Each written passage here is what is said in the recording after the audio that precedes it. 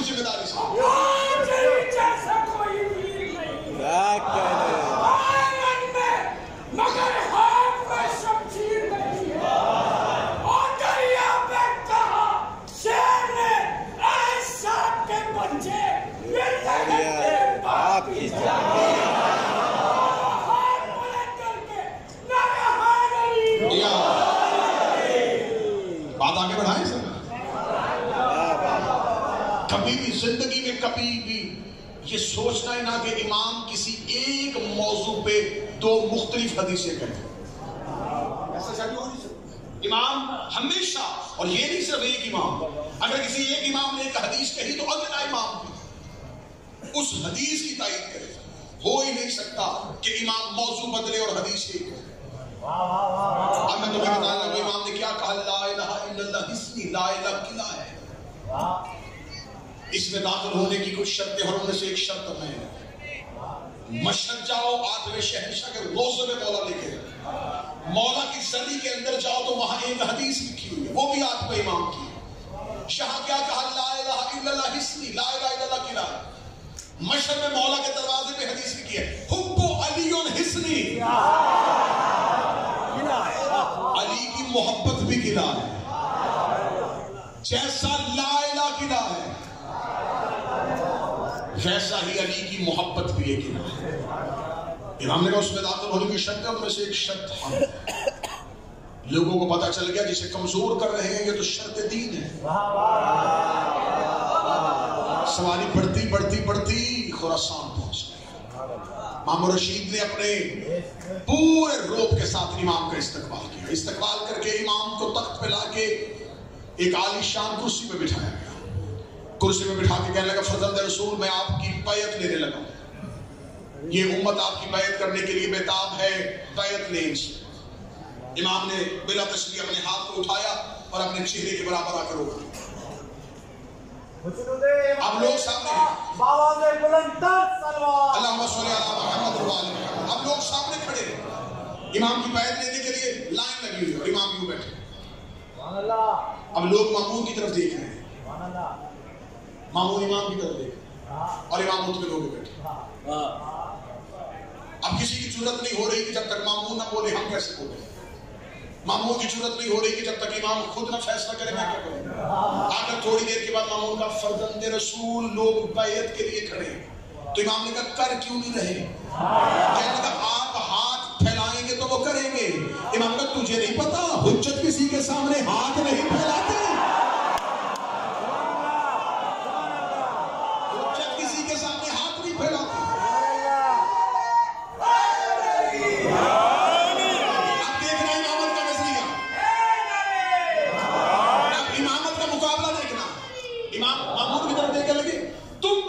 کرواتے رہے ہو فرزند رسول ہم کو ایسے کرواتے ہیں. تو نے کہاں سے سیکھی تھی؟ میرے باپ نے ایسے کروائی تھی. اس نے کہاں سے سیکھی؟ اس سے پہلے خلیفہ نے ایسے کروائی تھی. اس نے کس سے سیکھی تھی؟ کہنے لگا اس سے پچھلے خلیفہ نے ایسے کروائی. اس نے کس سے سیکھی تھی؟ کہنے لگا سقیفہ میں ایسے ہوئی تھی. امام نے تجھ میں ہم میں کہیں فرق ہے. سقیفہ میں ایسے ہوئی تھی، غدیر میں ایسے.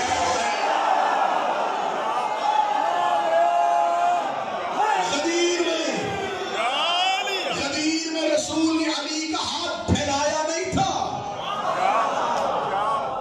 اٹھایا تھا. مولا نے فرمائی امامت کے ہاتھ بیعت. مولا نے فرمائی امامت کے ہاتھ بیعت ایسے نہیں ہوتی. امامت کے ہاں بیعت ایسے ہوتی. لوگ دیکھیں گے اس کا مطلب میرے باپ کی بیعت بھی غلط، ہمارے دادا کی بھی غلط. جو کر گئے وہ غلط کر گئے. آخر امت میں ایک ہیجانی کیفیت ہوئی. مامون گھبرا کے کہنے لگا قربانی تو بیعت ہی ہے، چاہے ایسے ہو یا ایسے ہو. امام نے کہا ایسے ہو ہی نہیں سکتی. اس نے کہا اس کا ذکر قرآن میں کہیں ہے کہ ایسے ہونی اور ایسے نہیں ہونی. امام نے کہا بسم اللہ الرحمن الرحیم ید اللہ فوق ایدیہم. اللہ کا ہاتھ بندوں کے ہاتھ کے اوپر ہوتا.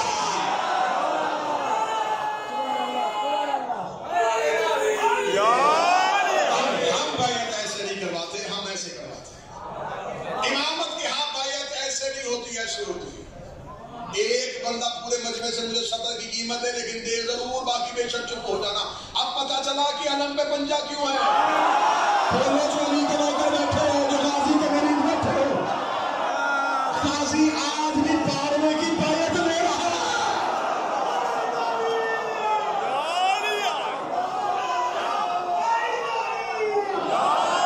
अब्बास आज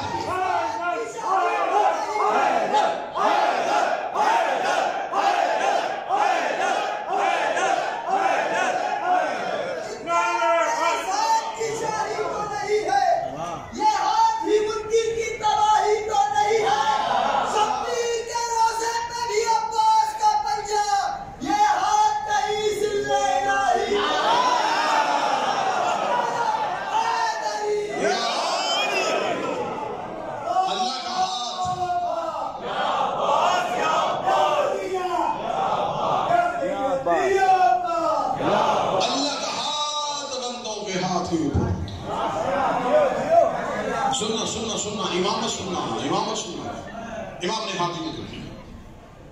मामून ने कहा, अच्छा इमाम ने दलील भी कुरान से दे दी और हुक्म भी दे दिया। मामून ने कहा करो बैठ। पहला आया, उसने इमाम के हाथ पे हाथ रखा, इमाम उसको। अगला आया, हाथ पे हाथ रखा, इमाम उसको। तीसरा आया, उसने अंगूठे से बैठ शुरू की, छोटी उंगली पे खत्म की, इमाम उसको। एक लंबी लाइन बैठ कर चुकी एक अंसारी नौजवान है, उसने छोटी उंगली पहले रखी, आखिर पे अंगूठा रखा। इमाम ने कहा पहली बैत आप हुई। सुभान अल्लाह। फलसफा समझो इमामत है, छोटी छोटी चीजों से इमाम ने खिलाफत वालों को दूर किया हुआ था। क्योंकि बैत लफ्ज निकला है बै से, बै कहते हैं खरीदो फरोख्त। बैत करने का मतलब ये नहीं होता किसी को हाकिम मानना। बैत करने का मतलब होता है कुछ बेचना, कुछ खरीदना। 5 चीजें बेची जाती हैं, 5 खरीदी जाती हैं। जान, इज्जत, नफ्स, माल, औलाद, दे दो। अरे सुभान अल्लाह, माशाअल्लाह माशाअल्लाह। रिज्क, इज्जत, बख्शिश, मगफरत, आखिरत ले लो। ये बेच वो सकता है जिसका 5 पे कंट्रोल हो। हम किसी की बैत इसलिए नहीं कर सकते कि हमें खबर है रिस्क कोई नहीं दे रहा, बख्शिश कोई नहीं कर सकता, मगफरत कोई नहीं कर सकता, आखिरत की जिम्मेदारी कोई नहीं ले सकता। इमाम बैत कर रहे, बैत हो चुकी। अब इमाम ने उम्मत को मुद्दत के बाद बैत का तरीका समझाया कि बैत छोटी उंगली से शुरू करके अंगूठे में खत्म किया करो, ये रसूल की सुन्नत है। रसूल ऐसे बैत करवाया। मामून परेशान के इमाम ने पहले दिन ही आके सिर्फ मेरा ही नजरिया गलत नहीं किया, तो सारी की सारी खिलाफत की साफी लपेट दी। पीछे जो हुआ वो गलत लपेट के दे दी सब। यही हुआ ना। अब जंग नहीं हो रही, लड़ नहीं रहा इमाम। देखो इमामत का रोब देखो, यहाँ जंग नहीं हो रही, यहाँ कोई लश्कर नहीं आ रहा, यहाँ सर नहीं काटा। ये भी हार गए। नजरिए ने नजरिए को शिकस्त दी, फिक्र ने फिक्र को शिकस्त दी, इरादे ने इरादे को शिकस्त दी। हम रशीद ने कहा फजल रसूल, रूम वालों ने जो सिक्का राइज किया था, और रूम वालों का सिक्का जैसे आज के दौर में अमेरिकन डॉलर है, उस दौर में रूम का सिक्का था। रूम ईसाइयों की सल्तनत थी। जब इन्होंने देखा कि हमारा सिक्का सबसे ज्यादा मुसलमानों ममालिक में जाता है, 5वें इमाम के दौर में इन्होंने अपने सिक्के में ईसाइयत की तबलीग की।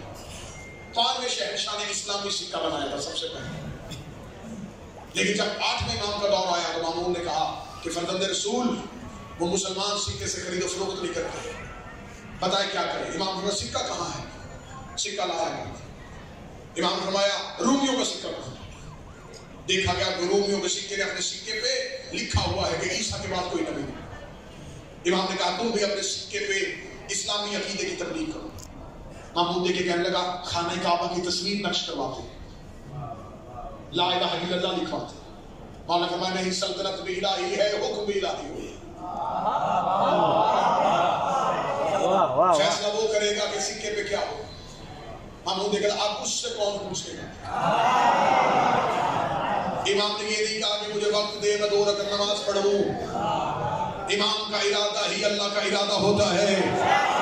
امام کا لہجہ ہی توحید کا لہجہ ہوتا ہے. امام نے سکہ ہاتھ میں رکھا اور اپنی انگشتری کو اٹھا کے امام نے سکے کے اوپر رکھا اور جب اٹھایا تو لکھا ہوا تھا علی ولی اللہ.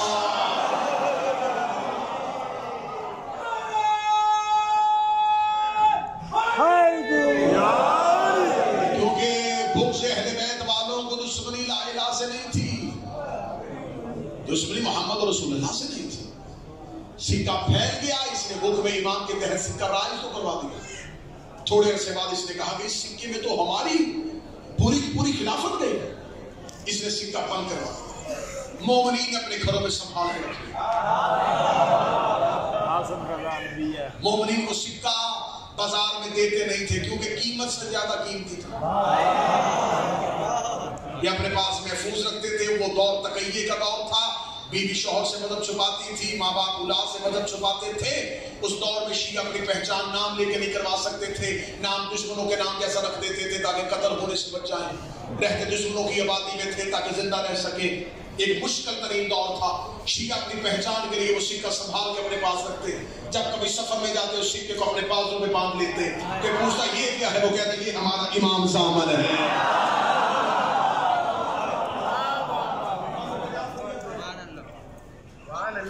کچھ لوگ تو میرے مولا کو ولی کہتے ہیں, کچھ لوگ تو میرے مولا کو ولی کہتے ہیں, اور کچھ لوگ میرے مولا کو مظہر جلی کہتے ہیں. لیکن جو چلائے انگلیوں پہ نظام شمس و قمر, ہمارے عقیدے میں اسے علی کہتے ہیں.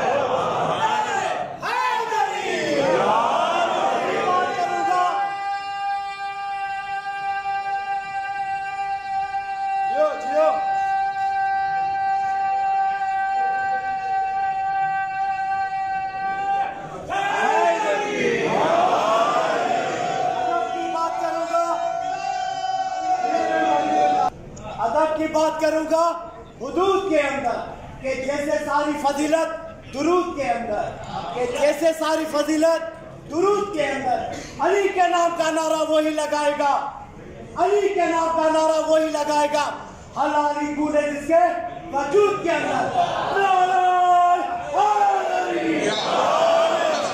تمام ہو رہی ہے بس مختصر, کیونکہ اوقات مختصر ہے. مومنین عبادت میں ہے, سفر میں ہے, مسافرت میں ہے. میں نہیں چاہتا کہ لمحات ضائع ہوں. جلد آپ تڑپ رہے ہیں حسین بن علی سے ملنے کے لیے. آپ کا سفر طولانی نہ ہو جائے. ملاقات یقینی بھی ہے اور جلدی کی بھی ہے. بس میرے ہاتھ میں شہنشاہ نے روشن ترین دور کر دیا اور ہر جگہ پہ اہل بیت کے علوم کی تبلیغ اور ترویج ہونا شروع ہو گئی. مامون کے لیے یہ گراں گزر رہا تھا. جس کو بلایا تھا اس نے خلافت کو دن بدن کمزور کر دیا. آخر مامون رشید نے امام کو رستے سے ہٹانے کا پورا منصوبہ بنایا. امام کا ایک صحابی تھا جس کا نام ابا سلت تھا. امام کہا کرتے تھے ابا سلت کو مجھ سے وہی نسبت ہے جو سلمان کو علی سے تھی.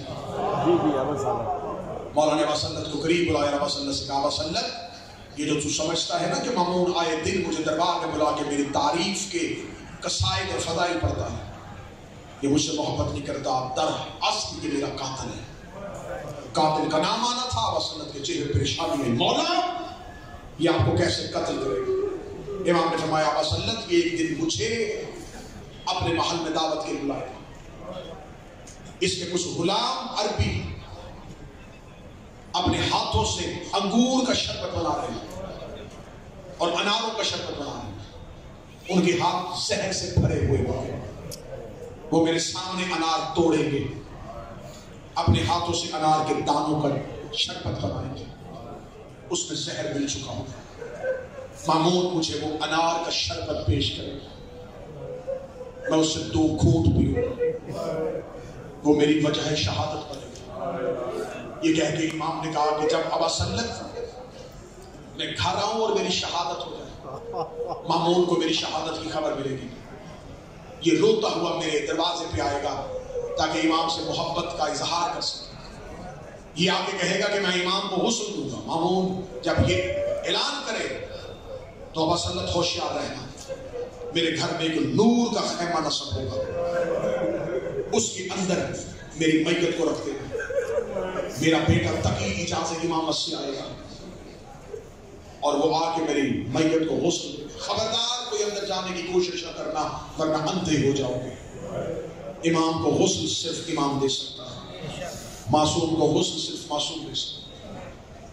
میرا جنازہ خود بخود اس نورانی حالے سے باہر آئے گا، اس نورانی خیمے سے باہر آئے گا۔ جب میرا جنازہ قبرستان کی طرف جا رہا ہوگا تو ہزاروں کی تعداد میں لوگ ہوں، معمول سے لباس پہنے میرے جنازے کے آگے رو رہا ہوگا۔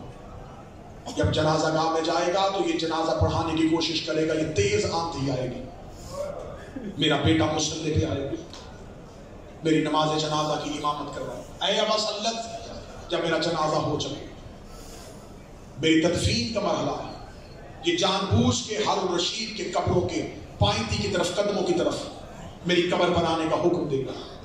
جب وہاں کدال مارا جائے گا تو زمین وہاں سے رستہ نہیں دے گی، زمین کھودی نہیں جائے گی، مجبوراً اس کو ہارون کے سرحانے کدال لگانا پڑے گا۔ جب وہاں ایک بار کدال لگاؤ گے زمین پھٹ جائے گی، نیچے سے ایک سفید سنگ مرمر کی تختی باہر آئے گی جس میں لکھا ہوگا یہ قبر رضا ہے۔ اس کے نیچے ایک پانی ہوگا جس میں چھوٹی چھوٹی مچھلیاں تیر رہی ہوں گی، ایک بڑی مچھلی آئے گی، وہ چھوٹی مچھلیوں کو نگل جائے گی، تھوڑی دیر کے بعد پانی خشک ہو جائے گا، میری میت کو اس قبر کے اندر رکھ دے گا۔ خبردار کوئی بھی میری قبر پہ مٹی ڈالنے کی کوشش نہ کرے، امام کبھی بھی امت کا حق نہیں دیتا۔ میں نہیں چاہتا کوئی دشمن امام پہ یہ احسان کرے، میری قبر خود بخود بند ہو جائے گی۔ ابا سنت میری قبر کے تعویذ کو بند کر دینا۔ ابا سنت نے وہ صحابی ہے جس نے امام سے امام کی شہادت سنی۔ یہ جو تم عزاداری کرتے ہو نا، یہ تو زیارت حسین کے لیے اس 8ویں شہنشاہ کی جو تڑپ تھی وہ قابل دید تھی۔ مولا جب خراسان میں ہوتے تھے اور امام نے ایک لمبا دور ولی عہدی کا گزارا، جب بھی کوئی عراق سے جاتا امام اس سے ملنے کی خود تمنا کرتے، اسے بلا کے کہتے خبر ہوئی ہے تو عراق سے آیا ہے؟ جب وہ کہتا میں عراق سے آیا ہوں، امام رضا رو کے کہتے ہیں کیا تو نے میرے جد حسین کی قبر کی زیارت کی ہے؟ کیا تو کبھی میرے جد حسین کی قبر پہ گیا ہے؟ جب وہ کہتا کہ ہاں مولا میں قبر حسین کی زیارت کے لیے جاتا ہوں، میں نے کتاب کے جملے پڑھ رہا ہوں تو میں سفر کربلا میں امام کو جب وہ کہتا کہ میں نے قبر حسین کی زیارت کی، امام اپنی مسند سے اٹھتے، اس کے ہاتھوں کو پکڑ کے چومتے، آنکھوں سے لگاتے اور لگا کے کہتے اگر کبھی واپس عراق جائے تو میرے جد کی قبر پہ جا کے کہنا تیرا غریب بیٹا تجھے سلام کہہ رہا تھا۔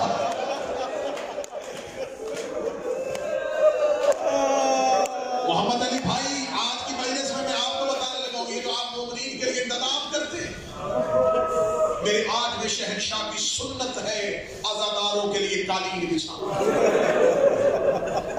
مولا جب اپنے گھر میں مجلس کرواتے تو مولا خود قالین بچھاتے، غلام آگے بڑھ کے مولا سے کہتے مولا یہ کام ہم کریں، کہتے نا مجھے خدمت کرنے دو حسین کے عزاداروں کی۔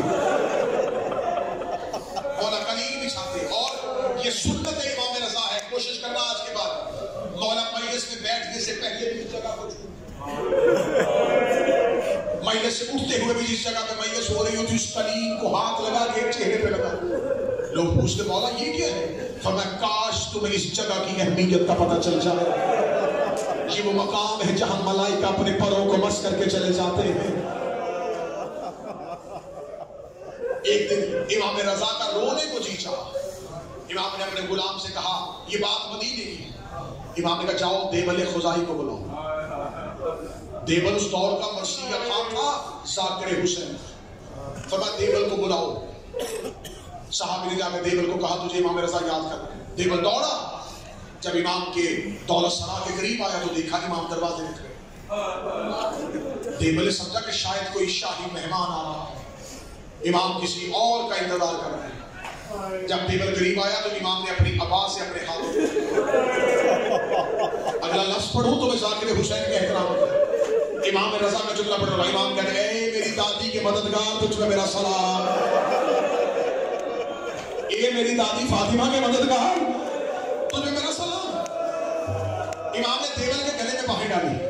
टेबल का हाथ पकड़ के मौला मिंबर के करीब लेके आए। मिंबर के करीब आगे टेबल, तूने मेरे चाचा हुसैन पे कोई मसीहा लिखा? टेबल कहता हाँ मौला, चंद रोज पहले के लिए मसीहा लिखा। इमाम ने टेबल मुझे सुनाओ। टेबल यूं मिंबर के करीब खड़ा होकर पढ़ लगा, इमाम ने रुक, मिंबर पे टेबल काम की कहता मौला आप कहां बैठे गए? फरमाया तू ज़ाकिर हुसैन बन के मिंबर पे बैठ, मैं आज़ादार हुसैन बन के ज़मीन में बैठूंगा। टेबल का बदन का भार रो के कहता मेरी जुर्रत नहीं, सहरा का बेटा जमीन में बैठे, मैं मिंबर में बैठू। इमाम ने कहा मैं हुक्म बन के रहा हूं, मुझे थोड़ी देर हुसैन का आज़ादार बनने दे। तुझे खबर नहीं है कि मेरे जद को रोने का अजर क्या है। टेबल हुक्म इमाम के तहत मिंबर पे आए। टेबल ने मरसिया पढ़ना शुरू किया। इस मरसियों को अरबों में बहुत तरवीज दी गई। इस मरसिये का हमारे पाकिस्तान के शायर हमारे अहले बैत मोहसिन नकवी ने उर्दू में तर्जुमा किया था। सहरा तेरी कलियों का सहरा में बिखर जाना।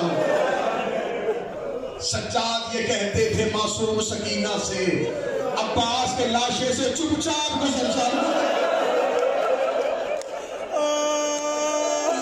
तेरी गलियों का सहरा में बिखर जाना। टेबल आया मिंबर पे, टेबल ने कहा ए फातिमा ज़हरा मेरी बीबी, बीबी आप पे सलाम हो कि आपके चमन के नाजुक फूल और मुकद्दस कलियां जमीन पे बिखर गई। ये कहने के बाद टेबल ने अगला शेर पढ़ा। टेबल ने कहा मेरा सलाम हो तेरे बेटे हसन पे जिसे मदीने पे तीरों के साथ इस्तकबाल किया गया। मेरा सलाम हो तेरे बेटे हुसैन पे जिसे करबला के रेगिस्तान में 3 दिन का प्यासा मारा गया। मेरा सलाम हो तेरे बेटे अली ज़ैनुल आबिदीन को जिसको शाम की गलियों में कैदी करके फिराया गया। मेरा सलाम हो तेरे बेटे मोहम्मद बाकर को जिसे कम सदी में बाप के साथ कैद किया गया। मेरा सलाम हो तेरे बेटे जाफर सादिक पे जिसे मुसाफिरत में मौत आ गई। मेरा सलाम हो तेरे बेटे मूसिए काज़म पे जिसे जिंदान खा गया। ये कह के टेबल ने मरसिया बन दिया। टेबल मिंबर से नीचे उतरा, इमाम की आवाज आई टेबल दोबारा मिंबर पे जा, एक शेर मेरी तरफ से पढ़ दे। टेबल का मौला मेरा मरसिया खत्म हो गया। इमाम ने एक शेर कागज पे लिखा, टेबल ने शेर पढ़ा, उसमें लिखा मेरा सलाम है तेरे उस बेटे पे जो तू उसमें गरीब है के दफन हो जाएगा। टेबल शेर पढ़ के चीखा, रोकदा मौला मुझे तो नहीं पता फातिमा ज़हरा का कोई बेटा तू उसमें भी दफन है। इमाम ने गिरेबान को फाड़ा, रोका ये तेरा वो गरीब इमाम है। अब हौसला करना मैं अगला जुमला पढ़ने लगा हूं, ये है तेरा वो गरीब इमाम जो तू उसमें गुर्बत की हालत में दफन हो जाएगा। इतना जुमला पढ़ना था या मजदूर आपकी तरफ से तैनात हुई, एक सफेद सरवानी करीब दौड़ी हुई आई, रोकनी टेबल तुम्हारा शेर न पढ़ना। जब से तूने शेर पढ़ा है कभी नज़ा की कोई बहन बेहोश हो जाती है, कभी नज़ा की कोई बहन बेहोश हो जाती है। आज इमाम रज़ा की शहादत है। मैं मौला से पूछना चाहता हूँ, मौला तेरी बहनें मदीने में पर्दे के अंदर बैठी थी, उन्हें से पता चला कि उनका भाई मर जाएगा, वो बेहोश हो गई। हाय ज़ैनब कुबरा 70 कदम के फासले पे कातिल से कह रही थी खंजर आहिस्ता चला, मेरा हुसैन बड़ा प्यासा है, इसकी नगें खुश्क हो गई। एक करबला के लालो ऐ मुसाफिर बन के मुसाफिरों को रोने वालों, ये अपने घरों से दूर होके एक बेवतन को रोने वाले, तुम्हारा सफर खत्म हो जाएगा। चंद रोज मेहमान हो हुसैन के, कोई घर में मां छोड़ के आया है, कोई बेटियां छोड़ के आया है, कोई औलाद छोड़ के आया है। इधर 40 का दिन खत्म होगा, शायद एक दूसरे से पूछेंगे तेरी फ्लाइट कब है, तूने वापस कब जाना है। तुम तो घरों में जाने की तैयारी कर लोगे, एक बार कब्र हुसैन पे जाना, रो कहना मौला हम तो वापस जा रहे हैं, ना तेरी सकी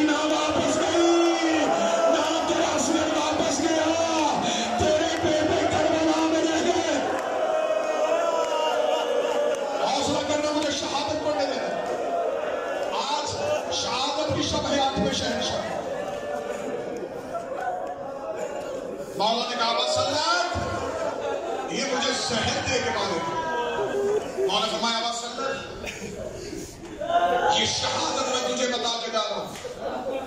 میری شہادت کے بعد لوگوں کو بتانا کہ امام کو کیسے شہید کیا گیا. اب وسلت میرے جانے کے بعد وطن میں نہ رہنا, یہ تیری جان کے دشمن ہو جائیں گے.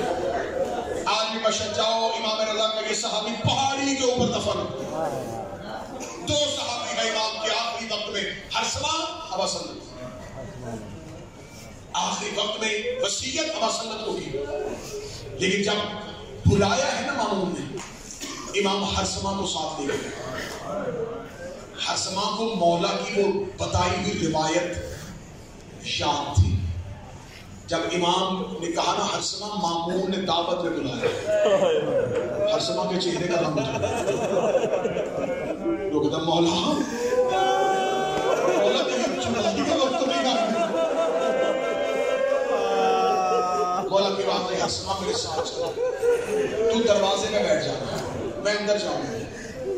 اگر دربار سے واپس آؤں تو میرے سر پہ امامہ پڑا ہوا نہ, ایک چادر بن کے میرے سر پہ ہو, اور میں نے اس چادر سے اپنا چہرہ چھپایا. سمجھ لینا زہر مل گئی. اگر میرے سر پہ چادر نہ ہو اور امامہ, سمجھنا کہ ابھی اس نے سازش نہیں کی. حرسمہ دروازے میں بیٹھ کے آئی, محمد چلے گئے. اب اپنے جگر سے پوچھو کہ ہم میں سے اگر کسی کو امام یہ بتا کے جائے تو لمحے ہم پہ کیسے گزریں گے. امام کے قدم دربار کے اندر گئے. حرسمہ کبھی جد البقیع کی طرف دیکھتا, کبھی مدینے کی طرف دیکھتا. رو کہتا اے بی بی فاطمہ اپنے بیٹے کی محافظ بن جانا, بی بی تیرا بیٹا وطن سے دور ہے, اس کی پہلے مدینے میں. حرسمہ سانسوں کو گن گن کے امام کا انتظام کرتا. جو ہی امام نے دربار کا دروازہ کھولا, امام کے سر کے اوپر چادر تھی. حرسمہ نے چادر دیکھی. حرسمہ رو کے کہتا قالوا انا للہ و انا الیہ راجعون. اب میں اگلی سطر پڑھوں گا تو اے شیعوں, کربلا کے مسافروں, حسین کے زائروں, شب شہادت علی بن موسیٰ رضا, یہ جملہ سن لینا.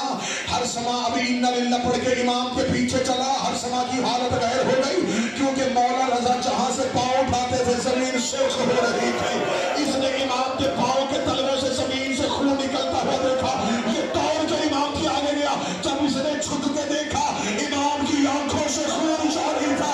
زہر اتنا شدید تھا, تیرے مولا کی آنکھوں سے لہو جاری ہو گیا.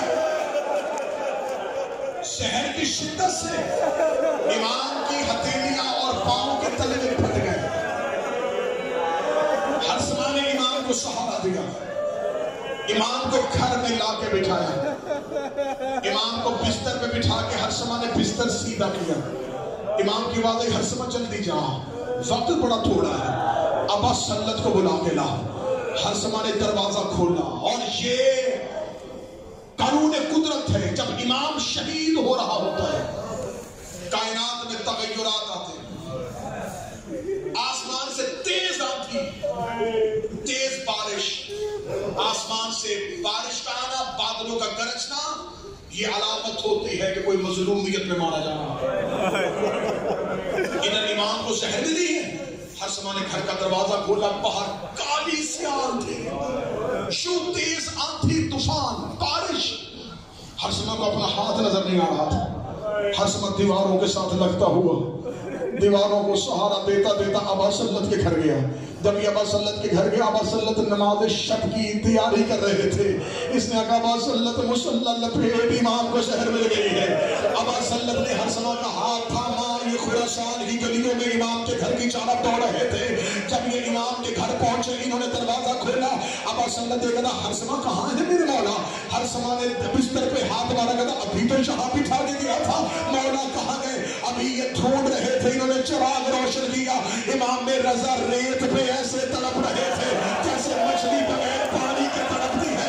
امام کی حالت دیکھی. ابا سلت نے کہا اے مولا, آپ کی یہ حالت کیوں ہو گئی؟ امام روز نے تو بتا, تیرے آنے میں دیر کیوں ہوئی؟ روز نے مولا باہر موسم بڑا خراب ہے, آندھی بڑی تیز ہے, بارش بڑی تیز ہے, مولا ہمیں رستہ نہیں مل رہا تھا. امام روز نے تو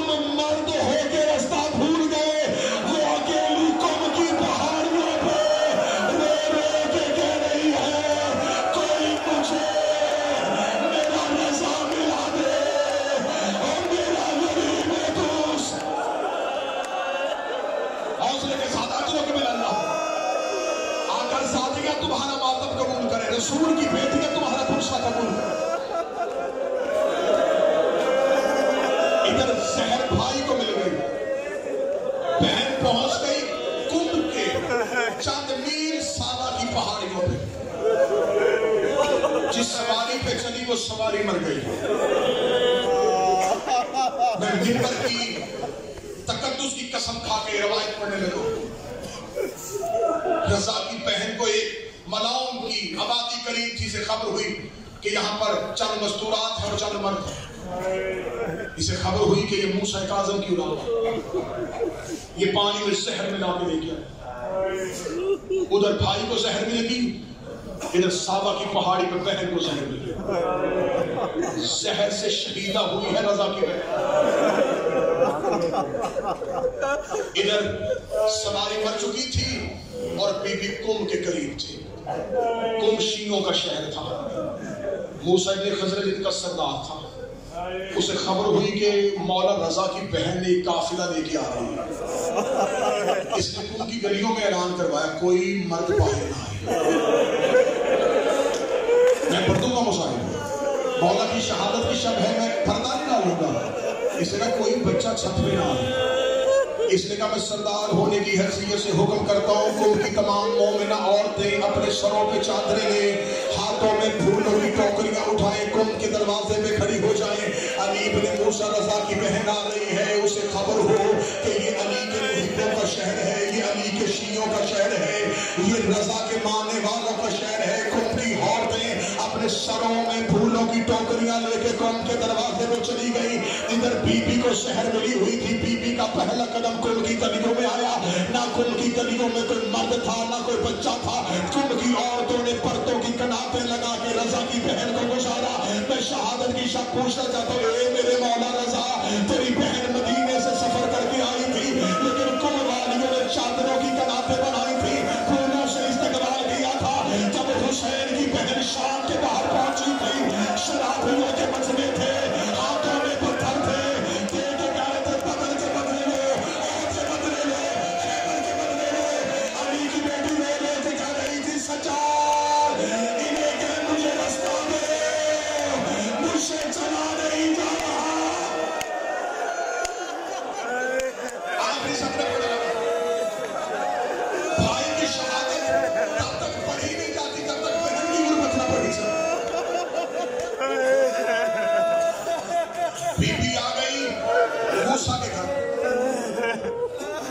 اس نے آج بھی کم میں جو زیارت کر کے آگوا ہے، بی بی کے حرم سے چند قدم کے فاصلے میں بیٹھ ہوں، جہاں سلطنت بی بی اس گھر میں جا کے رک گئے۔ علیحدہ کمرہ شہزادی کے لیے خالی کیا گیا، یہاں بیٹھی ہے موسیٰ کاظم کی بیٹی۔ کم کی عورتیں آتی، بی بی سے ملتی، جو بھی کم کی عورت آتی، شہزادی آپ کی طبیعت کیسی ہے؟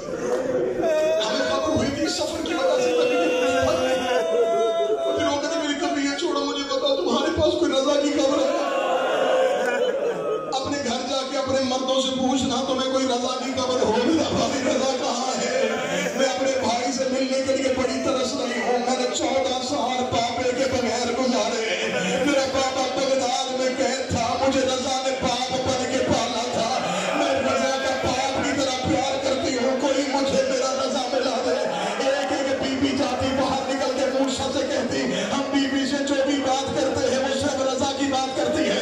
ایک دن ایک مستور بی بی کے سامنے بیٹھی تھی، بی بی نے کہا تجھے میرے رضا کی کوئی خبر ہے؟ اس کے گود میں چھوٹی سی بچی تھی، وہ اٹھ کے کھڑی کہتی اماں یہ کس رضا کی بات کر رہی ہے؟ اس کی تو نہیں جسے چند